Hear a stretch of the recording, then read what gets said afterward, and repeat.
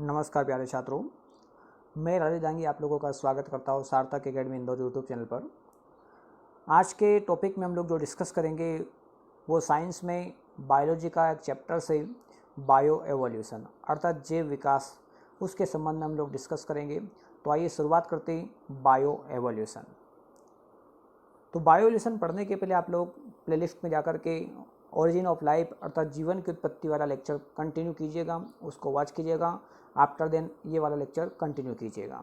तो शुरुआत करते हैं, बायो एवोल्यूशन होता क्या है। अर्थात हमारा जो विकास है वो कहीं ना कहीं एक निम्न कोटि के जीव से हुआ है। तो क्या डायरेक्ट हम लोग ह्यूमन बन गए? तो हम कहेंगे बिल्कुल नहीं। तो हम पहले क्या थे? निम्न कोटि के जीव थे। अब इन निम्न कोटि के जीवों से क्या बना? उच्च कोटि के जीव। उच्च कोटि के जीव। अब निम्न कोटि के जीवों से उच्च कोटि के जीवों का विकास क्या कहलाता है? जैव विकास। तो आज हम लोग छोटा सा एक टॉपिक है जैव विकास। इसमें अपन अपने ह्यूमन बॉडी के बारे में आप लोगों को बताता हूँ। तो जो ह्यूमन है जिसको होमो सेपियंस कहा जाता है, तो क्या पहले ये होमो सेपियंस ये ह्यूमन था? तो हम कहेंगे बिल्कुल नहीं था। तो इसका विकास कैसे हुआ? इसका विकास हुआ, सबसे पहले हम क्या थे? गजश्रोज थे। क्या थे? गजश्रोज। इसके बाद में क्या बने हम लोग? इसके बाद में बने हम लोग प्रोटोथीरिया, है ना। फिर क्या? मेटाथीरिया। फिर क्या? यूथीरिया।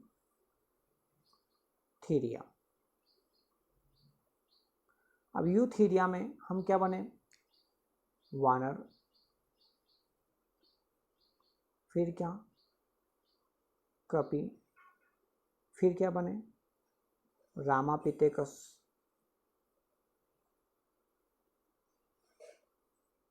फिर क्या बने? ऑस्ट्रेलोपिथेकस। फिर क्या बने? क्रोमैग्नन।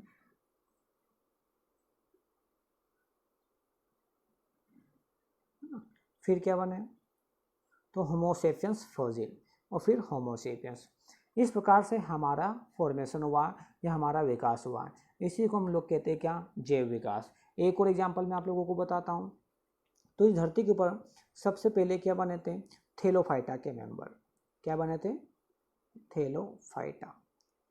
थेलोफाइटा के बाद में ब्रायोफाइटा, फिर टेरिडोफाइटा। फिर टेरिडोफाइटा के बाद में क्या? अनावृत्त बीजी। और फिर क्या बने? आवृत्त बीजी। और फिर हम देखते हैं जीव के बारे में बात करते हैं। तो जीवों में सबसे पहले क्या बना? प्रोटोजोआ।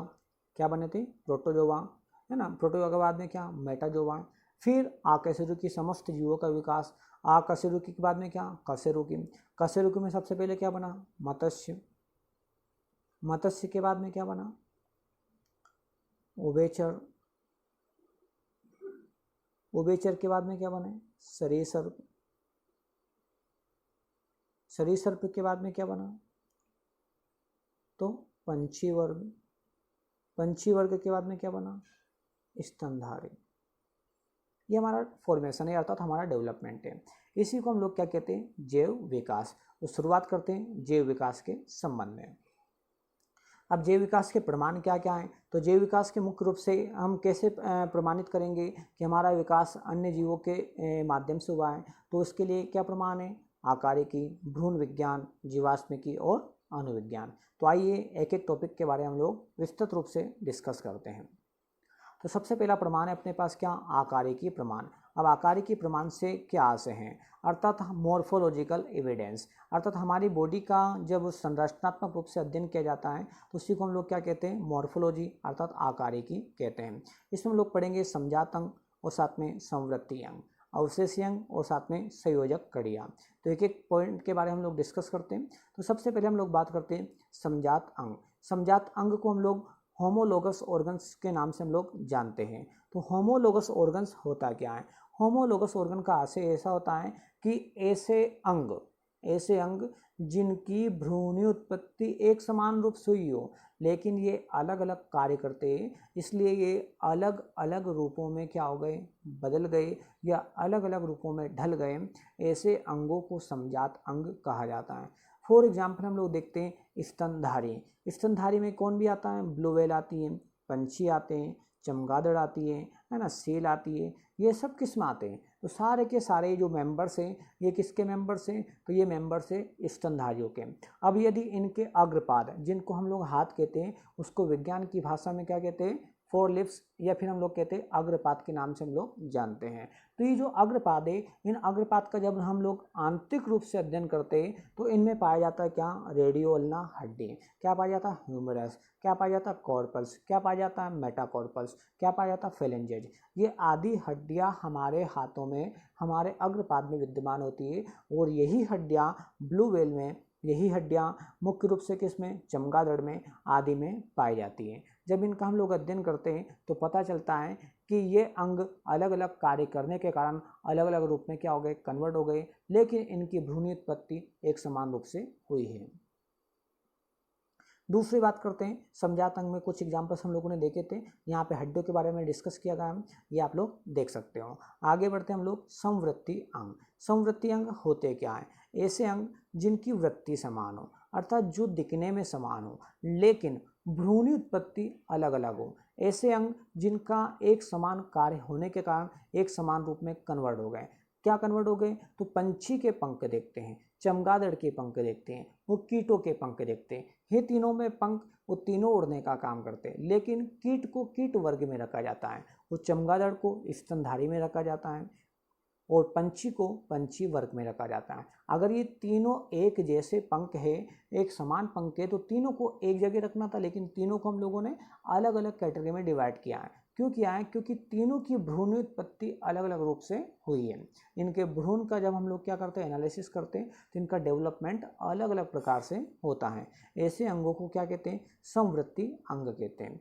नेक्स्ट बात करते हैं अवशेषी अंग के संबंध में। अब अवशेषी अंग होते क्या हैं? ऐसे अंग जो कालांतर में, भूतकाल में हमारी बॉडी के लिए या अन्य जीवों की बॉडी के लिए उपयोगी थे, लेकिन वर्तमान में आज उनका कोई महत्व नहीं है, लेकिन फिर भी हमारे शरीर में आज भी विद्यमान है। ऐसे अंगों को हम क्या कहते हैं? अवशेषी अंग कहते हैं। ये अंग मुख्य रूप से, जैसे अपनी बॉडी है, उस बॉडी में त्वचा के ऊपर क्या पाए जाते हैं? हेयर्स पाए जाते हैं, जिनको अपन क्या कहते हैं? बाल कहते हैं। ये पहले महत्वपूर्ण थे, पहले उपयोगी थे। क्या महत्व था इनका? तो अपनी जो बॉडी थी, उस बॉडी को एनवायरमेंटल कंडीशंस से बचाने के लिए हमारे हेयर्स डेवलप होते थे, लेकिन वर्तमान में हम लोग बात करते हैं तो अपनी बॉडी के ऊपर वस्त्र होते, कपड़े होते हैं जो अपनी बॉडी को प्रोटेक्ट करते हैं। लेकिन आज से कई वर्ष पहले यही बाल हमारे शरीर को धूप से, साथ में सर्दी से, गर्मी से आदि से बचाने का काम करते थे। जैसे भालू के बॉडी के ऊपर बहुत सारे बाल पाए जाते हैं, पहले भी पाए जाते थे और आज भी पाए जाते हैं। वो कपड़े नहीं पहनता, आप पहना दो एक अलग बात है, लेकिन वो स्वयं से कपड़े नहीं पहनता। तो नेचर ने उसको ये कैपेसिटी दी है, और नेचर के अकॉर्डिंग, प्रकृति के अकॉर्डिंग वो अपने आप को डेवलप कर पाया, और अपनी बॉडी के ऊपर उसने एनवायरनमेंट से प्रोटेक्ट करने के लिए जो हेयर से उनको डेवलप कर लिया। ऐसे अंगों को क्या कहते हैं? अवशेषी अंग। तो हमारे शरीर में लगभग 100 अवशेषी अंग पाए जाते हैं, जैसे बर्मीफॉर्म अपेंडिक्स हो गया, अक्लदाड़ हो गया, चर्म के जो बाल हो गए वो हो गए। आशा इतनी चीजें क्लियर हो गई होगी। नेक्स्ट देखते हैं संयोजी कड़ियाँ, जंतु या पौधे।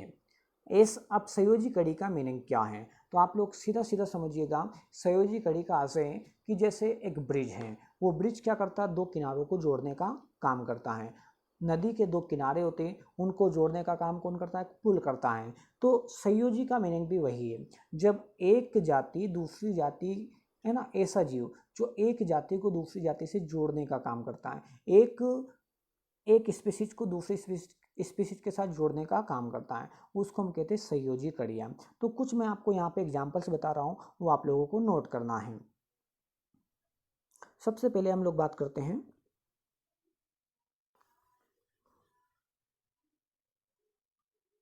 प्रोटीरोस्पंजिया।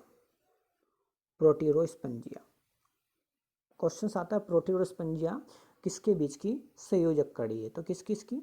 तो यह है प्रोटोजोआ और साथ में क्या? पोरीफेरा। दोनों का नाम याद रखना, पहला प्रोटोजोआ, दूसरा क्या? पोरीफेरा। ठीक है। दूसरा बात करते हैं यूग्लिना।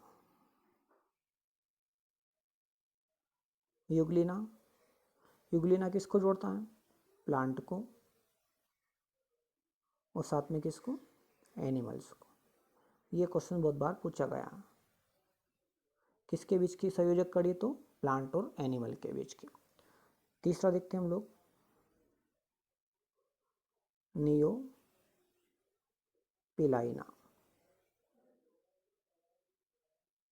नियोपिलाइना ये किसके बीच की संयोजक कड़ी है, तो यह है एनिलिडा और मोलस्का। एनिलिडा साथ में क्या, मोलस्का। ठीक है। नेक्स्ट देखते हैं पेरिपेटस। पेरिपेटस, पेरिपेटस किसके बीच की कड़ी है, तो यह है एनिलिडा और साथ में क्या, आर्थ्रोपोडा।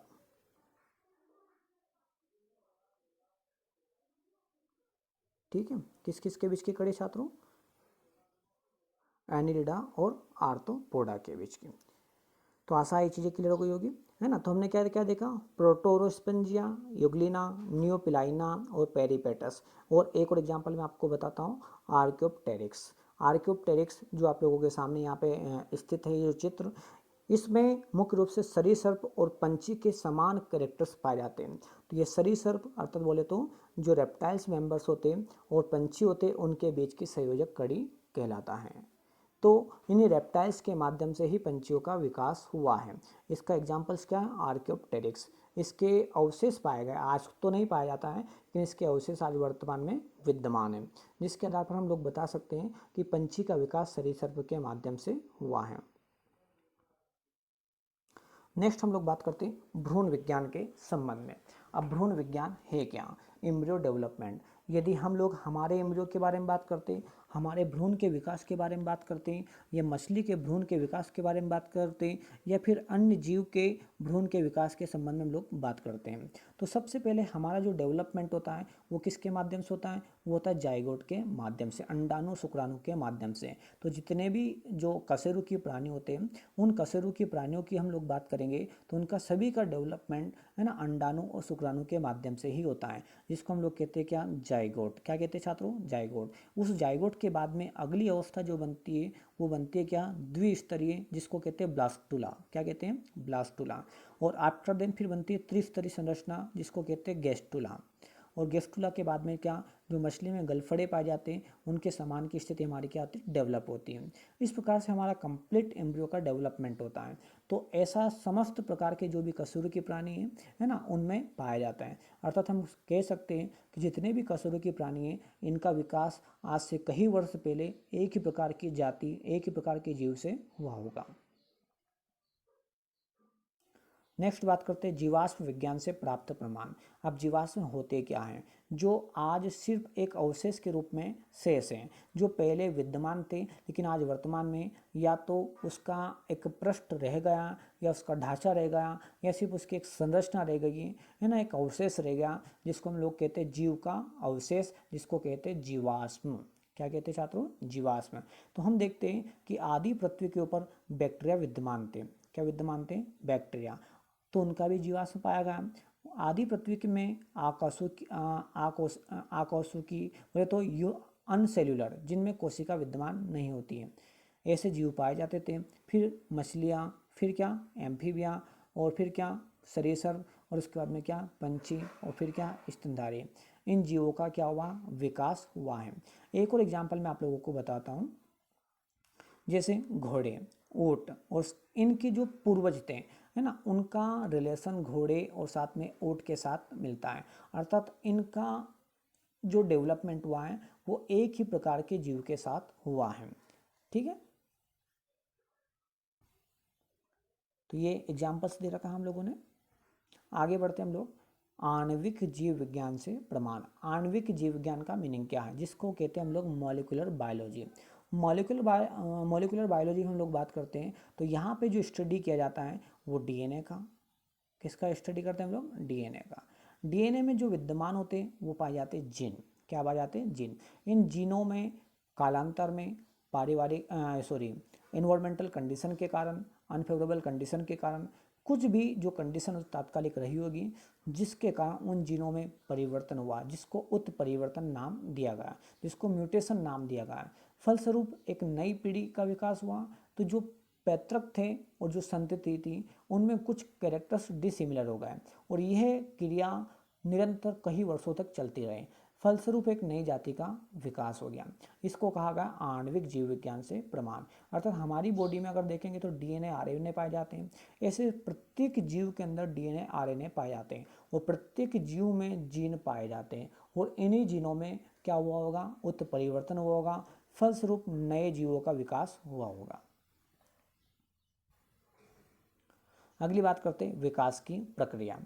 अब विकास की प्रक्रिया को अलग अलग रूपों में समझाया गया, जैसे लेमार्क ने, डार्विन ने, हुगो डिवरेज ने, है ना, और आधुनिक जो संश्लेषणवाद है उसके अकॉर्डिंग अलग अलग प्रकार से इसको प्रमाणित किया गया। लेकिन सर्वमान्य जो थ्योरी है वो कौन सी है, संश्लेषणात्मक सिद्धांत। कौन सा सिद्धांत, संश्लेषणात्मक सिद्धांत। इसके आधार पर क्या हुआ है, जीवों का डेवलपमेंट अर्थात जीवों का विकास हुआ है। अब हम लोग बात करते हैं जैव विकास के प्रमुख सिद्धांत व उसके प्रतिपादक, कौन कौन से सिद्धांत दिए गए। तो सबसे पहले एवोल्यूशन के संबंध में जो बताया था वो बताया था किसने, एम्पीडोक्लीज ने। किसने बताया था छात्रों, एम्पीडोक्लीज ने। ये प्रश्न आता है और कब की बात है, 493 की समथिंग की बात है। और उस बीच में जैव विकास की कल्पना इन्होंने की थी और ये कहाँ के निवासी थे, ग्रीस के निवासी थे, है ना, ईसा पूर्व की बात है। उसके बाद में जेबी लेमार्क, लेमार्क का नाम आप लोगों ने सुना होगा। तो ये मुख्य रूप से फ्रांस के व्यक्ति थे। इन्होंने लेमार्कवाद एक थ्योरी प्रस्तुत किया था और ये है क्या वो आगे हम लोग पढ़ेंगे। और इन्होंने एक पुस्तक लिखी थी, उस पुस्तक का नाम था फिलॉसफी जूलॉजिक। कौन सी पुस्तक थी, फिलॉसफी जूलॉजिक। अगली बात करते हैं चार्ल्स डार्विन, जो सबसे श्रेष्ठ सिद्धांत तात्कालिक समय का माना गया था वो किसका था, चार्ल्स डार्विन का। 1809 से 1882 के मध्य के बीच की बात है और ये इंग्लैंड के एक व्यक्ति थे। इन्होंने एक बिगल जहाज से समुद्र की क्या की थी, परिक्रमा की थी अपने गुरु के साथ और ये सिद्धांत दिया था डार्विन का थ्योरी, जिसको डार्विनवाद या प्राकृतिक चयनवाद के नाम से हम लोग जानते हैं। इन्होंने एक पुस्तक लिखी थी, उस पुस्तक का नाम था ओरिजिन ऑफ स्पीसीज और ये पुस्तक कब प्रकाशित हुई थी, 1859 में। नेक्स्ट व्यक्ति हैं अल्फ्रेड रसेल वेसल। ये भी कहाँ के व्यक्ति थे, ये इंग्लैंड के व्यक्ति थे और इन्होंने जो डार्विन का सिद्धांत था उसमें कुछ नई चीज़ें ऐड की थी और साथ में एक पुस्तक लिखी थी जिसका नाम था contribution to the theory of national selection. उसके बाद में आते हैं हुगो डिवरेज, जिन्होंने क्या उत्परिवर्तनवाद, है ना, का सिद्धांत प्रस्तुत किया था और ये कहाँ के व्यक्ति थे, हॉलैंड के। अब शुरुआत करते हैं हम लोग लेमार्कवाद के संबंध में। यह पहला सिद्धांत था। अब लेमार्कवाद ये सिद्धांत कब प्रस्तुत किया गया था, तो 1809 में। वहाँ पे जो सन है उस सन में आप लोग करेक्शन कर लेना। तो कब प्रस्तुत किया गया था, 1809 में। इन्होंने एक पुस्तक लिखी थी जिसका नाम था फिलॉसफी जूलॉजिक। किसके माध्यम से, लेमार्क के माध्यम से।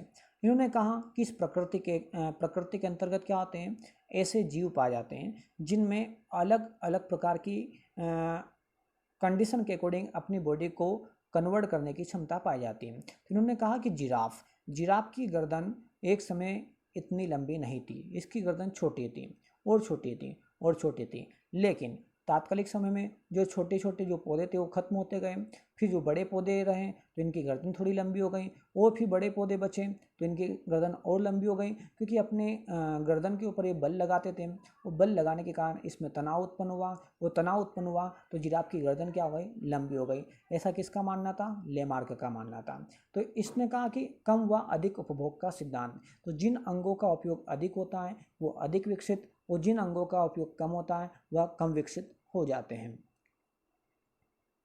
नेक्स्ट हम लोग बात करते हैं डार्विन का थ्योरी। इसको प्राकृतिक वर्ण का सिद्धांत, है ना, या नेचुरल सिलेक्शन थ्योरी के नाम से हम लोग जानते हैं। अब ये है क्या, तो इन्होंने एक बिगल जहाज था, उस बिगल जहाज से समुद्र की परिक्रमा की और उसके पश्चात उन्होंने जो अवलोकन किया, अवलोकन करने के पश्चात इन्होंने क्या किया था, ये थ्योरी प्रस्तुत की थी। इनके अकॉर्डिंग प्रत्येक जीव अपने समान नए जीव को उत्पन्न कर सकता है। अब जब नए जीव उत्पन्न करेगा तो इनकी तादाद बढ़ेगी तो इनके बीच में कंपटीशन उत्पन्न हो जाएगा। अब कंपटीशन होगा तो किसको लेकर के होगा? रहने को लेकर के। किसको लेकर के? खाने को लेकर के। ओके, तो प्रत्येक जीव दूसरे जीव के साथ में, है ना, रहने को लेकर के, खाने को लेकर के क्या करेगा? संघर्ष करेगा। अब उस संघर्ष में वह जीव जीत जाएगा जो क्या था? फिट होता है, सर्वश्रेष्ठ होता है, वो उस जंग में जीत जाता है और अपनी पीढ़ी को आगे बढ़ाता है। इसी को कहा गया क्या? प्राकृतिक वरण का सिद्धांत। जिन जीवों ने अपने समान, है ना, अब सभी जीव तो अपने समान क्या कर रहे हैं? जीव उत्पन्न कर रहे हैं, लेकिन कुछ जीव ऐसे होते हैं जो वीक होते हैं, जस्ट लाइक डायनासोर थे बहुत बलशाली, लेकिन उन्होंने अपने आप को एडॉप्ट नहीं किया, अपने आप को परिवर्तित नहीं किया, तो वो कालांतर में क्या हो गए? विलुप्त हो गए। तो डार्विन के अनुसार न प्रजातियों का बनना, जैसे जैसे पर्यावरण बदलता है वैसे वैसे प्रकृति में नए अनुकूलनों का वर्ण भी होता है, और एक पीढ़ी के पश्चात नई पीढ़ी का क्या होता है? विकास होता है, और उन पीढ़ियों में पुरानी पीढ़ी के समान थोड़े बहुत कैरेक्टर्स पाए जाते हैं, कुछ नए कैरेक्टर्स भी पाए जाते हैं। इस प्रकार से एक नई जाति बन जाती है। ऐसा किसका मानना था? डार्विन का मानना था।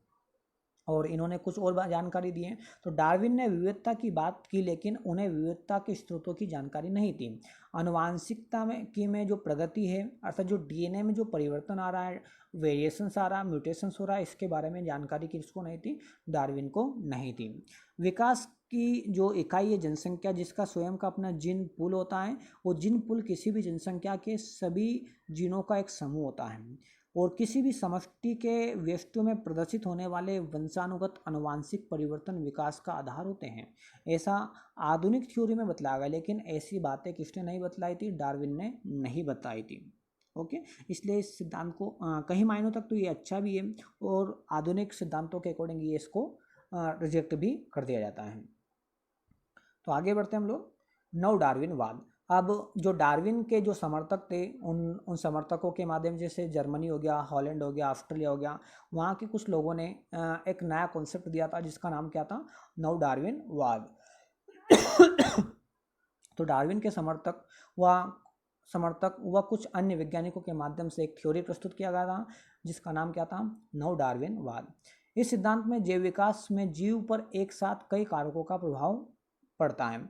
कौन कौन से कारक होते हैं जो जीव के विकास को प्रभावित करते हैं? एक है विविधता, दूसरा उत्परिवर्तन, तीसरा प्रकृति वर्ण, और चौथा क्या? जनन। ये 4 प्रमुख कारण हैं जिसके कारण जीवों का क्या होता है? विकास। तो विविधता का मीनिंग क्या है? जिसको कहते हैं डाइवर्सिटी। हम देखते हैं कि हिमालय में जो प्लांट्स पाए जाते हैं और जो एनिमल स्पीसीज पाई जाती हैं वो मध्य प्रदेश में नहीं पाई जाती हैं। जो मध्य प्रदेश में पाई जाती है वो हिमालय पे नहीं पाई जाती हैं। इसका मीनिंग क्या है? इसका मीनिंग है डाइवर्सिटी, क्योंकि हमारी जो अर्थ, इस अर्थ का जो टेम्परेचर है वो अलग अलग भौगोलिक स्थिति के अकॉर्डिंग क्या है? अलग अलग है। कहीं पे पानी अधिक गिरता है, कहीं पे पानी कम गिरता है, कहीं पे दाब अधिक है, कहीं पे दाब कम है, कहीं पे ताप अधिक है, कहीं पे ताप कम है। ठीक है, इसके अकॉर्डिंग अलग अलग प्रकार की विविधता वाले जीव जंतु हमारी पृथ्वी के ऊपर क्या होते हैं? पाए जाते हैं। दूसरा देखते हैं उत्परिवर्तन। अब उत्परिवर्तन क्या है? म्यूटेशन। हमारे जो जीन हैं उस जीन में क्या आते हैं? परिवर्तन होता जाता है, या तो हम करवा देते हैं या प्राकृतिक रूप से भी होता है। जैसे हमारे जीन अगर पराबैंगनी किरणों के कांटेक्ट में आते तो भी परिवर्तन हो जाता है, और या फिर आज जो वैज्ञानिक हैं जीन थेरेपी के माध्यम से भी परिवर्तन करते हैं, वो कुछ नए कैरेक्टर्स क्या कर देते हैं? शो कर देते हैं। एक मूवी आई थी रेसिडेंसी एविल, जिसमें वायरस को इंजेक्ट किया जाता है ह्यूमन बॉडी के अंतर्गत, तो ह्यूमन बॉडी क्या आती है? कंप्लीटली चेंज हो जाती है। ऐसा उन्होंने एक अनुमान लगाया था, है ना, वो काल्पनिक थी लेकिन ऐसा किया जा सकता है। ओके, इसी को क्या कहते हैं बच्चों? उत्परिवर्तन। अगली बात करते हैं हम लोग प्रकृति वर्ण। अब प्रकृति वर्ण क्या? कि जो प्रकृति डिसाइड करती है कि किसको रखना है, किसको नहीं रखना है। उस प्रकृति के अकॉर्डिंग जो अपने आप को एडॉप्ट कर लेता है वो जीवित रहता है, जो एडॉप्ट नहीं करता वो क्या होता है? मर जाता है। जैसे डायनासोर क्या हो गया? मर गया, उसने अपने आप को एडॉप्ट नहीं किया, तो उसका क्या हो गया? उसकी पीढ़ी क्या हो गई? तात्कालिक समय में जो प्राकृतिक घटनाएं थी उसके अकॉर्डिंग क्या हो गई? वो खत्म हो गई। नेक्स्ट देखते हैं जनन, रिप्रोडक्शन। प्रत्येक जीव अपने समान नए जीव को क्या करता है, उत्पन्न करता है। किसी में कैपेसिटी ज़्यादा होती है, किसी में क्या होती है, कम होती है। जैसे हम लोग बैक्टीरिया की बात करते हैं तो बैक्टीरिया कई मात्रा में क्या करते हैं, अपने समान नए जीव को उत्पन्न करते हैं। लेकिन ह्यूमन की बात करते हैं तो ह्यूमन के अंदर इतना रिप्रोडक्शन पावर नहीं पाया जाता है, होता है लेकिन इतना नहीं होता है जितना किसमें होता है, बैक्टीरिया में पाया जाता है। तो ये आदि चीज़ें होती हैं जो क्या करती है, नए जीवों का डेवलपमेंट को क्या करता है, अफेक्टेड करते हैं। आगे बात करते हैं उत्परिवर्तनवाद के बारे में। ये सबसे श्रेष्ठ सिद्धांत माना गया है और ये सिद्धांत दिया था ह्यूगो डी व्रीज ने। ये प्रश्न बहुत बार पूछा गया था, एमपीएसआई में लास्ट टाइम पूछा गया। तो उत्परिवर्तनवाद का सिद्धांत दिया किसने है, तो किसने दिया था छात्रों, ह्यूगो डी व्रीज ने। किसने दिया था, ह्यूगो डी व्रीज ने। अब हम देखते हैं उत्परिवर्तनवाद है क्या। उत्परिवर्तनवाद का आशय ये है कि अपनी बॉडी के अंदर क्या होते हैं, जीन पाए जाते हैं, उन जीनों में क्या होता है, परिवर्तन होता है और ये परिवर्तन पीढ़ी दर पीढ़ी क्या होता है, चलता रहता है। जैसे हमारे पिताजी हैं तो हम हमारे पिताजी के हुबहू नहीं होते हैं, थोड़े से समान होते लेकिन थोड़े से असमान भी होते हैं।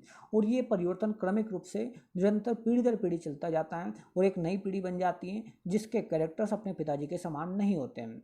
ओके, और ये कई वर्षों तक चलता रहता है, तब जाके एक नई पीढ़ी का क्या होता है, विकास होता है। इसको कहते हैं उत्परिवर्तनवाद। जैव परिवर्तन के विभिन्न स्रोत, और क्या क्या स्रोत हो सकते हैं, तो जैव परिवर्तन के विभिन्न स्रोत में हम लोग देखते हैं कि हमारी जो बॉडी है ना, हमारी बॉडी में मॉर्फोलॉजिकल, एनाटॉमिकल आदि कैरेक्टर्स विद्यमान होते हैं। तो हम देखते हैं कि ऐसे कई जीव हैं, उन जीवों में जो चेंजेस हुए हैं या इन जीवों का दूसरे जीवों के साथ रिलेशन है, तो किस आधार पर बताया जा सकता है, तो वर्गीकरण के आधार पर, तुलनात्मक संरचना के आधार पर, संयोजक जंतुओं के आधार पर, पूर्वजता के आधार पर, तुलनात्मक भ्रूणिकी के आधार पर और भौगोलिक वितरण के आधार पर, तुलनात्मक कार्यकी के आधार पर, साथ में अनुवांशिकी के आधार पर, पशुपालन के आधार पर, रक्षात्मक समरूपता के आधार पर और जीवाश्म विज्ञान और जीवाश्मों के आधार पर हम लोग एक दूसरे में क्या क्या चेंजेस है, क्या क्या एक दूसरे में समानता है और क्या क्या असमानता है आदि को हम लोग प्रमाणित कर सकते हैं। हम देखेंगे यहाँ पे जैव विकास के सिद्धांत, तो इसमें 3 प्रमुख सिद्धांत थ्योरीज देखेंगे हम लोग। माइक्रो एवोल्यूशन, दूसरा प्राकृतिक चयन और तीसरा क्या, प्रजातिकरण। सबसे पहले बात करते हैं माइक्रो एवोल्यूशन, अर्थात तो ये सूक्ष्म विकास है क्या। किसी भी जीवित प्राणी के जीन्स में परिवर्तन आना और फिर उन परिवर्तनों का जमा होने और दूसरी पीढ़ी में समावेश होने को ही माइक्रो एवोल्यूशन कहते हैं। तो अपनी बॉडी के अंदर कोई ना कोई एक नया कैरेक्टर्स आ गया और मेरे अपनी बॉडी के माध्यम से अन्य पीढ़ी में वही कैरेक्टर्स क्या हो गया, ट्रांसफ़र हो गया। फिर उसमें कुछ परिवर्तन हुआ, फिर नेक्स्ट पीढ़ी में क्या हो गया, ट्रांसफ़र हो गया। इस प्रकार से ये क्या होता है, क्रमिक रूप से चलता रहता है। इसी को क्या कहा जाता है, माइक्रो एवोल्यूशन। और ऐसे ही समस्त जीवों का क्या हुआ है, विकास हुआ है। इस सिद्धांत को क्या नाम दिया गया छात्रों, माइक्रो एवोल्यूशन नाम दिया गया है। दूसरा देखते हैं प्राकृतिक चयन, नेचुरल सिलेक्शन। अब इसका मीनिंग क्या है, अर्थात इस धरती के ऊपर बहुत सारे असंख्य मात्रा में अलग अलग प्रकार की जाति के जीव विद्यमान हैं और इन जीवों को सिलेक्शन करने का काम कौन करता है, प्रकृति करती है। हम देखते हैं कि बरसात का मौसम आता है, बरसात के मौसम में अनकाउंटेबल जो इंसेक्ट होते हैं वो डेवलप हो जाते हैं। जैसे जैसे सर्दी आती है वो क्या हो जाते हैं, खत्म हो जाते हैं। फिर गर्मी आती है, फिर डेवलप हो जाते हैं। ऐसे गर्मी के मौसम में हम देखते हैं सब्जी बहुत जल्दी क्या हो जाती है, ख़राब हो जाती है। बरसात में बहुत जल्दी ख़राब हो जाती है लेकिन सर्दी में ख़राब नहीं होती। तो ये प्रकृति है। प्रकृति अपने अकॉर्डिंग, अपने तापमान के अकॉर्डिंग, है ना, अपने दाब के अकॉर्डिंग, अपनी ह्यूमिडिटी के अकॉर्डिंग और अपने जो एयर का जो प्रेशर है उसके अकॉर्डिंग और साथ में एयर की जो डेंसिटी है उसके अकॉर्डिंग जीवों को हेल्प करती है ग्रोथ करने के लिए, जीवों को हेल्प करती है एवोल्यूशन के लिए। इसी को कहते हैं प्राकृतिक चयन, नेचुरल सिलेक्शन। तो डार्विन का नाम आप लोगों ने सुना होगा, उन्होंने इसके संबंध में अपना जो मत प्रस्तुत किया था जिसका नाम क्या था, डार्विनवाद। ओके, वहाँ से क्वेश्चंस आप लोगों को पूछे जाते हैं। तो प्राकृतिक चयन का सिद्धांत उन्होंने ही प्रस्तुत किया था।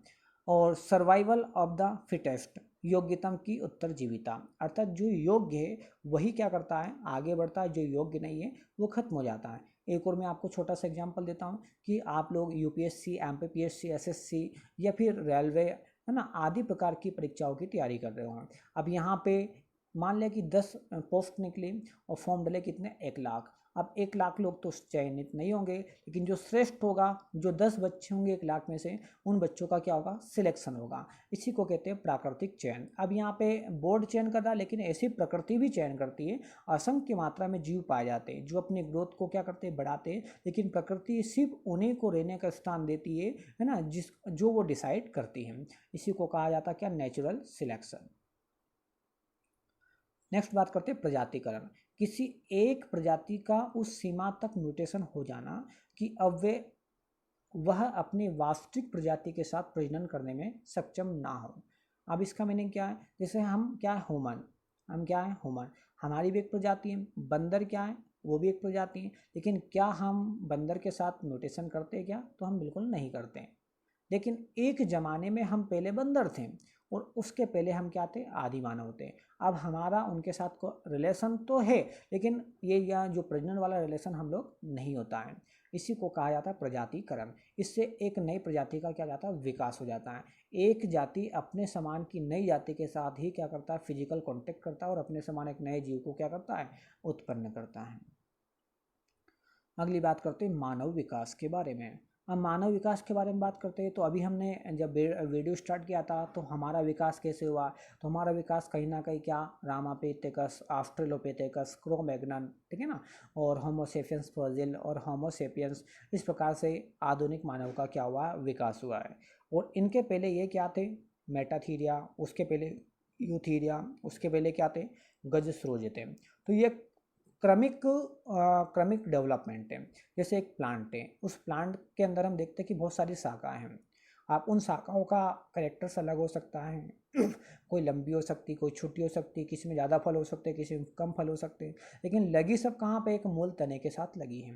तो ऐसे इस पृथ्वी के ऊपर बहुत सारी क्या स्पीसीज पाई जाती है। उनका कनेक्शन कहीं ना कहीं एक मूल स्पीसीज के साथ रहा होगा, लेकिन इनके सभी के कार्य अलग अलग होने के कारण, सभी के इन्वायरमेंटल जो कंडीशन से अलग अलग होने के कारण, इनकी जो बॉडी है, संरचना है, आंतरिक संरचना है, इनमें सब में क्या हो गया, परिवर्तन हो गया है।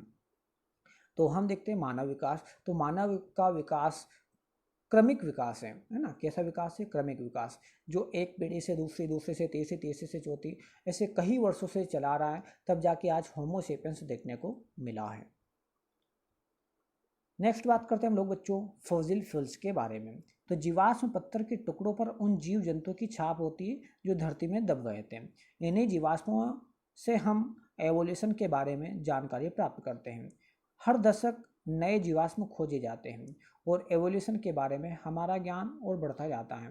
क्योंकि फॉसिल केवल कुछ विशिष्ट जलवायु में ही बनते हैं, ऐसी कई प्रजातियां भी हैं जिनके बारे में हमें अभी भी जानकारी नहीं मिल पाई है। एवोल्यूशन को लेकर अभी तक कोई ठोस थ्योरी सामने नहीं आई है।